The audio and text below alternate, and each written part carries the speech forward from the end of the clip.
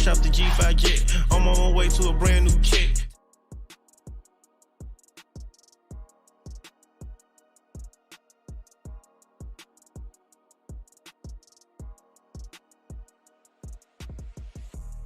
Well, welcome back. eSIM Studios Podcast Livestream, episode number 202. I want to thank everybody for joining me today. My name is Taylor Bell. We'll get into some technology headline news for the day today. Got some cool CPU news. So if you're a nerd like I am and you're into phone horsepower, you're into some phone torque, we got lots of good news for you. If you're an Android fan, it finally looks like the tide is turning on Apple and on these stupid Bionic CPUs. We have Android CPUs that are going to blow away this iPhone that's just released. So good news if you're an Android user and or Android fan. We have lots of CPU news for you today. What else do we have? We have, obviously what's on the thumbnail. We have Meta, what do they call it? Meta Orion AI glasses and Quest 3S that was just released. There was a keynote just a few hours ago. Zuck was on stage, Zuckerberg announcing, showing the new Meta Orion glasses AI. Is it AI or AR? I don't know. Probably both, right? Those look pretty cool. There's a new Quest that's out, and they dropped the price of the Quest 3 by a considerable amount. I've never tried these AR technologies. A lot of people actually say that the Meta Quest AR AI goggles are actually better than the Apple Vision Pro, simply because it's an open source platform, open sourced code. So there's a lot more development, a ton more development as far as implementations that you can actually use them for. It's one of the downsides of using the Apple Vision Pro. There's just not that many developers working on applications for that device. The Quest, what is it called? Meta AI. There is basically open sourced, right? So you can take that AI model and you can customize it to your liking. Now with Apple, everything's closed sourced, meaning if I wanted to get into some development on the side, I can pull the source code from Meta AI and start writing code for this, or start writing my own application for this Meta Quest, the new 3GS or 3S, or the 3 Meta Quest 3 that's been out for about a year or so. Now, if I wanted to write code or an application for the Apple Vision Pro, now I do have an Apple developers account, but the average person can't just jump right into it, right?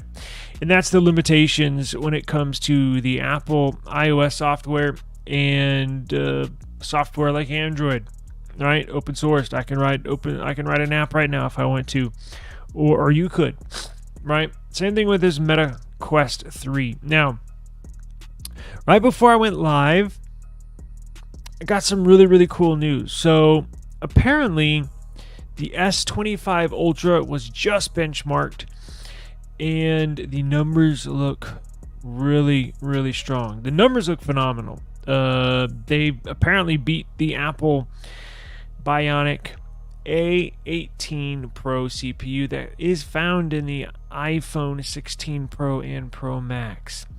Let me see if I have the numbers here for you. So here is the iPhone. It says iPhone 17.2, but that's the iPhone 16 on iOS 17.2. So it's not next year's iPhone. This is the current iPhone on the right side. on Geekbench 6, right? So these are the benchmark scores for the iPhone 16 Pro on the right side, and the OnePlus device on the left side. Now this is with Geekbench 6, iPhone 16 Pro on the right, OnePlus 13 on the left, and we just got numbers for the S25 Ultra on the same benchmark, on the same Geekbench 6 benchmark application test. Lord, that's a lot of words. Okay, so you see the scores there. So OnePlus got a score of 3,200 single core and over 10,000 on the multi-core score. Now look at the iPhone 16 Pro. Scored a little better in single core, over 3,400 points. But look at that multi-core score. Just under 8,500, so 8,492. Now let's pull up the S25 Ultra. Now the device on the left, the OnePlus 13, has this new Snapdragon 8 Gen 4 that's going to be released next month. Next month is the new Snapdragon 8 Gen 4. It's basically going to be the flagship CPU that's going to be in a large majority of the flagship Android devices. So you're going to see OnePlus rocking this, you're going to see Samsung rocking this, you're going to see Xiaomi rocking this. If you're not familiar, Xiaomi is the Samsung equivalent in China. It runs Android. Now, not all of the flagship Android devices run Qualcomm Snapdragon CPUs, and we'll get into that news in just a second because we have some news on the Pixel 10 and Pixel 11 CPU. I know that's right, the Pixel 9 just came out, but we already have news on the CPU that's going to be powering this device in the future. So let's get into the S25 Ultra that has the new Snapdragon 8 Gen 4 that's going to be released next month, right? And so is the new OnePlus 13 going to be released next month. So for a large majority of the iPhone 16 series, its Android counterpart, the Android flagship CPU is going to be this new Snapdragon 8 Gen 4. Currently, the 8 Gen 3 is the CPU that's powering a majority of the Android flagship devices, but that's getting phased out. New one's getting unveiled next month. Let's look at this S25 Ultra. So, see the scores there? 3,200 for the OnePlus 13 single core, 10,000 for the OnePlus 13 multi-core score. So 32 and 10,000. And then iPhone 16 Pro, 3,400, 8,400, right? 34, 84. Now, let's see the S25 Ultra. Whoa. So, the S25 Ultra, that is the unreleased device. We've seen many models of this S25 Ultra. We've seen what it looks like. It looks exactly like an S24 Plus, just bigger. And it will have an S Pen. I love that design. I think it's going to be a phenomenal design. They're going to round the corner. So if you're familiar with the S24 Ultra right now, it's typically regarded in most circles, tech circles, as the best Android phone, the flagship Android phone, the best of the best. Now, cameras, I thought they took a step back this year. Hopefully they take a step forward next year. Now, it will have the same camera sensors as the S24 Ultra. I'm talking about the S25 Ultra, but the design is going to look much nicer. Not a big bummer that it's going to have the same cameras, because as you know, Google famously used a 12 megapixel sensor for like 4 or 5 years and just absolutely mastered that sensor. So it's not a like when you first hear that, it's not particularly good news, but always think in the back of your mind, well, that's not always bad news because they can always fine tune it. Let's just hope they fine tune it this year. Anyways, getting back to the CPU, you see a single core score of just over 3,000, which is a little under the OnePlus 13 and the iPhone 16 Pro, and then scores a 9,700 on the multi-core score. Now, that's less than the OnePlus 13, but that's more than the iPhone 16 Pro and Pro Max.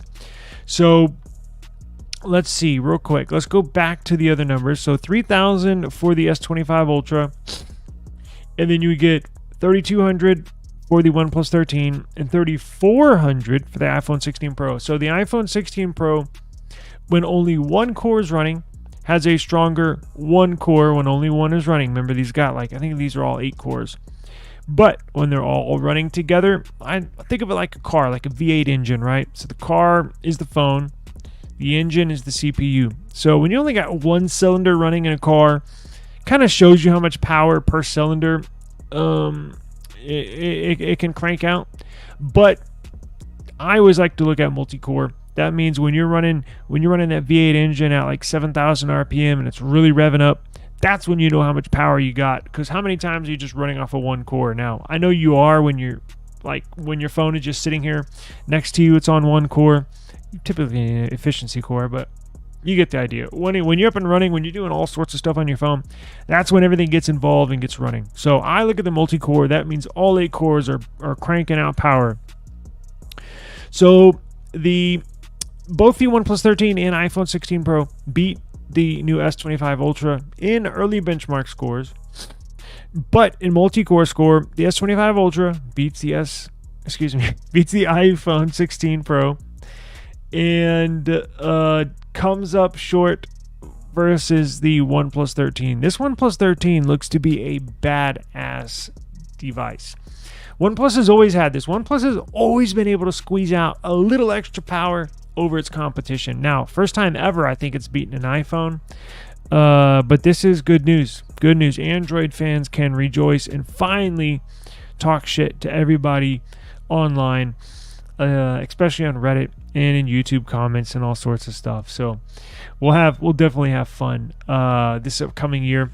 And it looks like for the years to come. Now, I'm not going to say long years, 10 years from now, but I think in the next, definitely in this upcoming year, and then maybe the year after that, maybe a third year, I think these Snapdragon CPUs are going to outperform Apple. I don't know long term, but short term, it looks like the next couple years we'll have some bragging rights when it comes to Snapdragon CPUs versus the Apple versus their counterpart, the Apple A18 Bionic series. Now, getting into Pixel users, I did not forget about you. Good news when it comes to CPU news and Pixel. Now, I know that's not really been, you haven't really heard those words in the past. Normally, when we're talking about Pixel and CPUs, we're talking about a wah, wah, wah. What a bummer. And disappointment. Now, it's kind of like a catch-22 because it doesn't really run off of just sheer power and raw power like the OnePlus 13 or the S25 Ultra. They've really fine-tuned it. I'm going to compare it to a car. It's like a BMW with their flat 6, right? Or a Porsche with their flat 6. BMW's got a V6, but, inline 6. Anyways,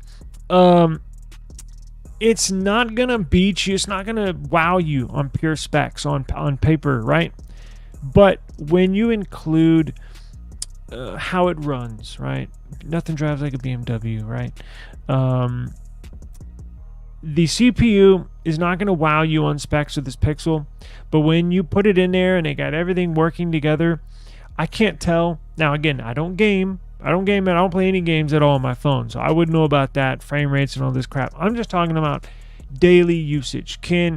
Have I experienced any stutters? Have I experienced any lag? Have I experienced any issues whatsoever? No. In fact, it's one of the just day-to-day activities, going from this app to that app, going from this app to home to recents. It's one of the, and then swiping down for, to your notification, selecting a notification, app pops up. It's one of the faster phones I have. So that's never really been an issue, but now it looks like Google's really going to turn up the heat and get in this CPU race, because I have good news. We now have insider news in regards to the upcoming Pixel CPU, Pixel 10, even Pixel 11. I know it's hard to believe. So I know I have some new viewers on here. So if you're not familiar with Pixel and their CPU, so Google used to use Snapdragon for their CPUs and their Pixel. And they wanted to go the Apple route, right? But they couldn't just cut off Qualcomm and go straight to manufacturing their own CPU. There had to be some buffer zone, right? So there had to be some time. These things take years to develop. So after Pixel cut their ties with Qualcomm, right, when their contract ran out, they hitched on to Samsung's CPU department. So the CPUs for the last few years have been called a Google Tensor CPU, but it's basically a rebranded Samsung Exynos CPU. Now, their contract is up with Samsung. And what are they going to do? Well, now they're finally ready to build their own CPU from the ground up, just like Apple. And it comes with many, many benefits. You, as a company, being able to create your own CPU, that means you have to answer to nobody, right? Because when you use Qualcomm as a CPU in your phone, you got to work with them hand in hand. Developers at Samsung have to work with developers at Qualcomm and essentially work on these devices, coding it, fine-tuning it, source code, kernels, everything. Apple, they do everything in-house. They don't have to answer to anybody, right? And Google is slowly but surely making its way the Apple route, which is good news. I know we've been suffering a little bit, right, when it comes to the CPU department, but I think those days are very, very close to being gone, because let me jump into this news. Let me see if I can pull it up here. Where are we? We do have good news. I can promise you that. Let's see. Here we go. Whoa. Okay. Can y'all see that? It's kind of small, no?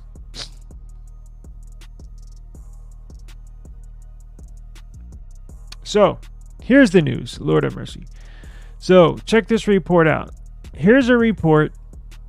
This is music to my ears and to every Pixel lover's ears. So, here's a new report. TSMC. Now, TSMC is a CPU manufacturer. All they do is manufacture chips, CPUs, processors. And they're the best at it. Absolute second to none, best in the world at manufacturing CPUs. In fact, for those of y'all that are not that knowledgeable on CPUs, TSMC manufactures Apple's CPUs. So Apple designs them, Apple creates them, schematics and everything. They just send the schematics and design to TSMC. TSMC essentially brings them to life, manufactures them, and Google is going to do the same thing. So remember, at this moment, Samsung manufactures the Tensor CPU. This is the last year for the last year for the Exynos, starting with the Pixel 10. Next year, Google's on their own. Google's using a TSMC. Their world-renowned manufacturing process is second to none. You're going to see a dramatic performance boost in the Pixel 10. Dramatic. Google is building the Tensor G6 based on the 2 nanometer platform. This is a very, very small platform, but it will be very powerful and very efficient. Very powerful and very efficient. So that's the G6. Currently, we're on the Tensor G4, right, which is Samsung. And next year's Pixel 10, the G5, is going to be TSMC. So we're talking about the Pixel 11 in 2 years. So this upcoming G5 is going to use the 3 nanometer, and then the Pixel 11 G6 going to use the 2 nanometer.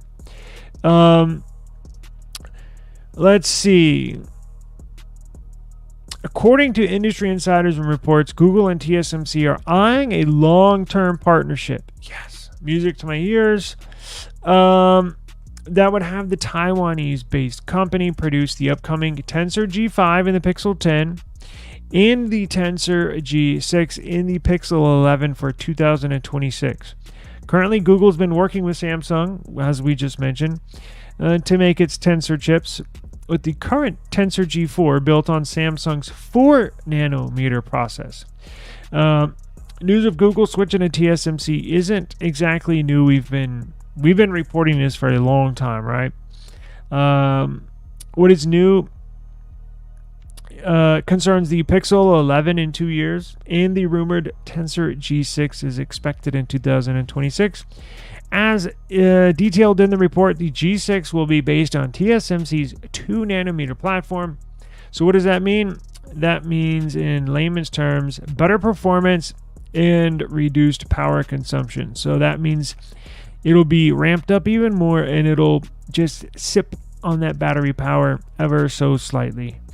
So good news with that. I was very excited to see this. I cannot wait. I absolutely cannot wait. Now, speaking of designs, I know everybody's kind of bummed out about, not everybody, but I've seen a lot of chatter online about the iPhone series, how they basically kept it looking the same for 6 years, right? And I think next year you'll see them kind of tied in between going, they're going to be a fork in the road. So one of their models is going to be drastically different, while some of their models are going to look exactly the same as they do now. But down the road in the future, you're going to see them get away from what they look like right now and move towards a new design language. So they'll be next year, even if they have another model or two that looks like this year's model, that'll be 7 years of them putting out basically the same looking phone. Getting back to Pixel, there's been a lot of, I'm not going to upgrade. I'm just buying the same phone 3 times in a row. I think let's hang on. Samsung, getting back to the S25 Ultra, they're going to slightly modify. So their S25 Ultra, their flagship device, is going to look a little different. It won't look it'll look more different than Apple, right? It has changed on theirs. The S25 Ultra is going to have rounded corners. The S25 Ultra is going to have squircle camera sensors, which is half circle, half square. Now they're just all circle. So it's going to be a slight upgrade. It will look different. It will feel different. It's going to be taller. It's going to be thinner. And it's going to have rounded corners, right? But it essentially kind of look the same. Just a little more different than what Apple's been doing. But getting back to this Pixel, if you go into the Pixel 10, even going into the Pixel 11, I don't really mind. Look, staying on one design for, in my personal opinion, everybody's different. Staying on one design for 3, maybe 4 years, I'm okay with.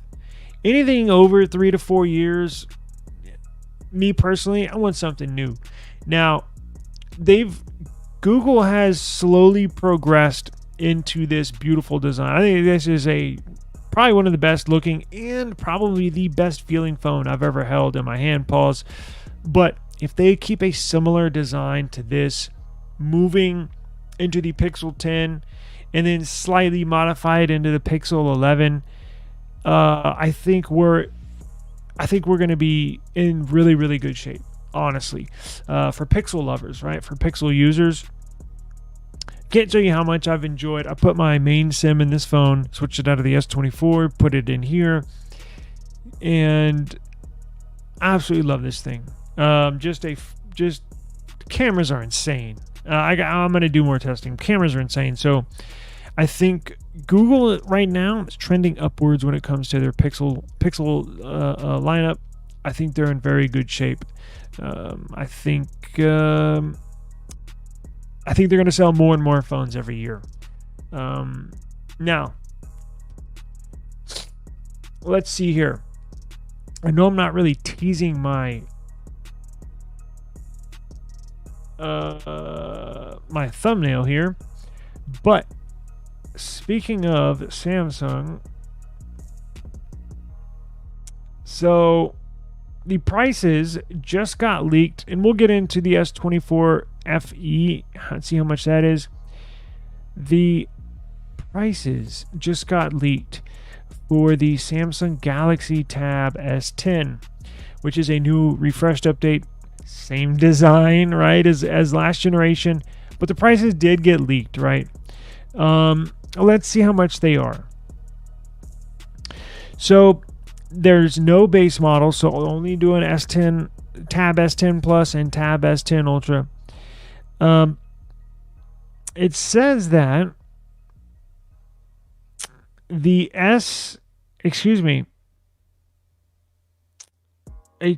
wait a second. That's the FE. What the hell am I looking at? Here we go. So the Tab S10 Plus starts at $1,000, and that'll get you 12 gigs of RAM, 256 gigs of storage, going up all the way to $1,200 for 12 gigs of RAM and 512 gigs of storage. And then the ginormous Tab S10 Ultra base model is going to cost $1,200. That gets you 12 gigs of RAM, 256 gigs of storage, and then ballooning up to $1,300, basically $1,400 after taxes for the 12 gigs, 512 gig storage variant, and then $1,600 for the 16 gig 1 terabyte. Now, sounds like a lot, and it is. Don't get me wrong, it is, but it's a laptop. It's a 14.6 inch display, razor thin. But that is expensive. But if you are interested, the prices were just released. Go to esimstudios.app. I got all the news there for y'all. If you miss anything or want to review the information that we're observing today, right? Let's jump into this. What is this? S24 FE. Here we go. And the price is here. S24 FE is going to be a little higher. So the S24 FE going to start at $650. That's the model with the 128 gigs of storage. And it goes up from there. Now, remember what I told you yesterday? Or what was it, the day before? If you're interested in getting an S24 FE, I know Samsung is not going to want to hear this, but I'm just giving my honest opinion. Don't buy the S24 FE. Brand new, starts at 128 gigs of storage for $650. Here's what you do. Get a slightly used S24 Plus. Same look, same design, but has a better CPU, right? Because remember, the S24 FE is using the Exynos 2400. And base model is 128 gigs. Well, guess what? The S24 Plus starts out at 256. And has better UFS storage. And has a better screen. And I believe has better cameras. So you can get a slightly used S24 Plus. Way better specs. Not way, but better specs. For probably less than $650. And you can get a mint condition one. I guarantee you a used S24 Plus for somewhere in the $500 range, $550, $599, something like that. If you're a real good online shopper with some hawk eyes, some eagle eyes, you could probably find one maybe right around the 500 mark. So, and you're getting better specs. So that's my little. I don't know why they released the FE model for these phones. Does not make sense to me. I'm a fan of their other FE products. As you can tell, I got FE earbuds and all that good stuff. But their phones doesn't really make sense to me. Same thing with the tablets. They make S9 FE. Well, it has a cheaper screen. Actually, I think it has an LCD screen and not even an AMOLED. And it only has, 6 gigs of RAM, something like that. So even their FE tablets. No FE tablets, no FE phones, FE watch, FE earbuds. I think you're good to go. But that's my little advice, right? What else we got? Nothing OS 3.0 released. Now, I have not got it yet for the 2A, but it looks to be pretty interesting here. So, let's see. Let's jump in real quick. Okay, so here it is. Nothing OS 3.0 is coming to devices in October. But here's a little sneak peek of what you can expect. It looks to be very cool. Now, I'm not going to say completely newly designed or redesigned. I think what it is it's a but it's more than a subtle change. So it basically lies upon the design of Nothing OS version 2.x, but adds some new features, some new widgets, some new animations, some new backgrounds, some new customization options that I think you're going to love, right? So Nothing OS is, I'm not going to say, it might be. It's one of my favorite Android operating systems. If I had to rank them, I like Pixel for its simplicity. I like Samsung for the opposite, for its complexity, right? You can have so many customization options, but I like Nothing OS because there's nothing like it. No pun intended. You can make it look like a Pixel, or you can make it look like Mr. Roboto, right? Or you can do a mixture of the two. That's what I like about it. And they're very clever with everything they implement in there. In fact, it's one of the few Android phones that will actually officially pair to the Apple AirPods and actually use some of the features on the AirPods that are only exclusive to iPhone. In fact, I don't know of any other official Android. I'm not talking about custom ROMs or custom builds or custom software. I'm talking about official software. I think it's one of the only Android devices out there that officially, it's in the phone, it's in the settings, that officially supports AirPods. So little stuff like that I think is just really cool. I love their widgets. I love their glyphs. It's not a gimmick for me. I use them all the time. I will always have a Nothing phone in my pocket. That's for sure. Now, I do not know. Let's get into what we can expect. I do not know or have any news on the Nothing Phone 3. I'm assuming it's probably still a couple months away from leaks and rumors, but I cannot wait to see what they have in store for us. So, in Nothing OS 3.0, they're gonna add a refreshed quote unquote dot engine that adds new dot based animations and elements like the device's fingerprint reader. Quick settings, and the quick settings screen also has been redesigned to give full icon customization, including changing their sizes as well as auto brightness setting that has been added to the quick settings brightness slider. Little enhancements, right? Finally, the app drawer. That's been an infusion of artificial intelligence. This means it automatically sorts apps into categories to help you locate them quickly, and it can also suggest apps that you might want to use next based on what it learns from your behavior. Alternatively, you can also manually pin apps to the app drawer if you want to find them more easily and regularly when you come back to use them. According to 9to5 Google, Nothing OS 3.0 is almost certainly based on Android 15, which is set to be released on all the best Android phones this October. That lines up with Nothing OS 3.0 beta launch date, which is pegged for the same month. Nothing 3.0 full rollout is expected to arrive around December. So keep your eyes peeled for further updates as we get closer to the general release date. If they have a beta that's available, I will be installing it and using it. I actually just checked right before we went live, and there's nothing available at the moment. But I am thoroughly enjoying my Nothing Phone 2A. It is the best phone, minus the CMF Phone 1, which is technically the best phone you can buy for your money.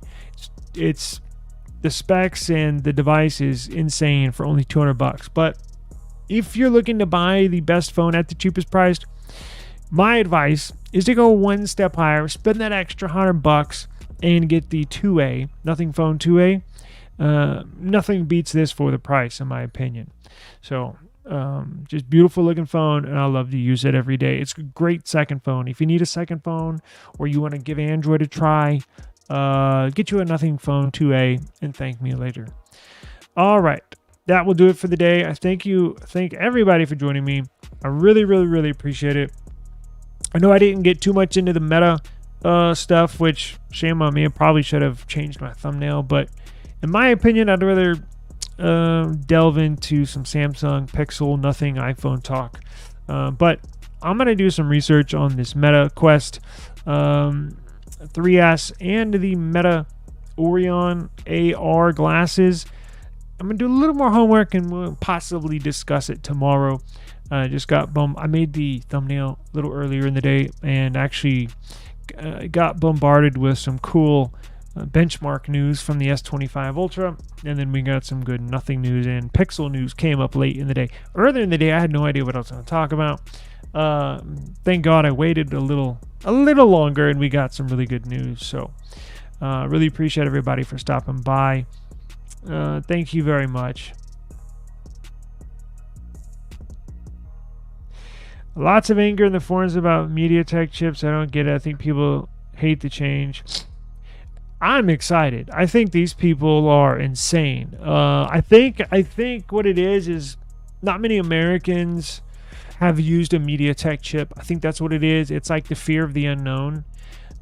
I welcome it. Honestly, if people look at the specs, if they look at not just the specs, but how they build it, TSMC manufactured it, so it's going to be powerful.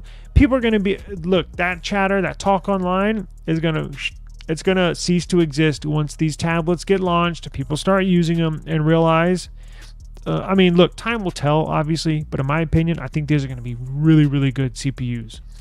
I cannot wait to get my hands on this new MediaTek chip and the new 8 Gen 4 from Snapdragon. So I think a lot of that chatter will quiet down once people get a hold of these in their hands. And I wish Samsung would make the switch. You know how they do some Exynos in parts of the world and then Snapdragon in the US. If they're going to split their phones with CPUs, I wish they would drop their Exynos and put in MediaTek.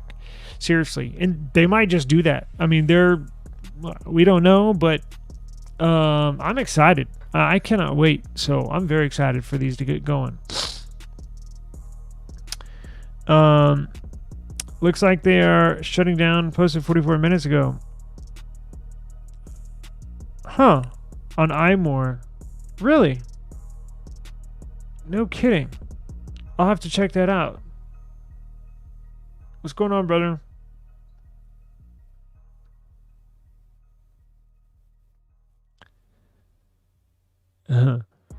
Android fans can never rejoice when Apple is faster. Apple fans brag. Yes, I know. I think, like as I mentioned earlier, it's looking good for Android users out here for the next few years. Again, I don't know what 5 years from now or 10 years from now is going to hold, but it looks like over these next 2, maybe 3 years, it looks like Android's going to have a couple of, not just one, a couple of CPU even MediaTek might get in the mix. And actually we did review the leaked benchmark scores from that MediaTek, what was it? Was it 9400? They beat the Apple Bionic CPU. So yeah, the future is bright for non-Apple devices and non-Bionic CPUs. So brag all you want, because we've been sitting in the back seat when it comes to performance for years. I'm talking like, what, 10 plus years, right? I don't think has there ever been a CPU that's beat an Apple CPU, a Bionic? I'm sure. I mean, I'm talking about in mobile devices. I'm sure there might be maybe once or twice. It's been a long time. So brag online all you want. Get in those comments and start talking your trash. Anyways, and have fun with it. Don't hurt anybody's feelings, but it's fun to troll people and play around. So I'll see y'all tomorrow. I gotta run, but thank you very much. I really, really appreciate you joining me, and have a safe evening. I will see y'all tomorrow. Appreciate it, guys.